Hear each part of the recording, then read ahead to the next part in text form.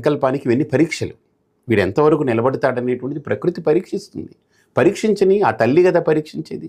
నేను నిలబడతా దానికి.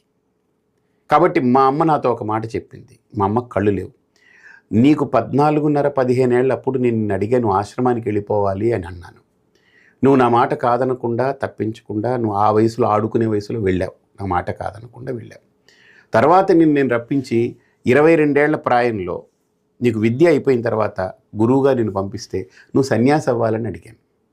నువ్వు నా దగ్గర రెండో మాట మాట్లాడకుండా అమ్మ తప్పకుండా నీ మాట నెరవేరుస్తానన్నావు, సన్యాసి అయ్యావు. ఈ రెండూ చేశావు. ఇప్పుడు మూడో మాట నేను అడుగుతున్నా. నీ సంకల్పం ప్రజాక్షేత్రంలో నిలబడి ఎన్నికల్లో నిలబడాలనేటువంటిది నీది. పార్టీ సీట్ ఇవ్వకపోయినా నువ్వు ఇండిపెండెంట్గా అయినా వేయి. ఒక తల్లిగా నేను చెప్తున్నా, నా మాట కొట్టేయకు. ఎందుకంటే నీ సంకల్పాన్ని నువ్వు నిలబెట్టుకో. తర్వాత సంగతి, గెలుపోవటములన్నీ తర్వాత సంగతి. ముందు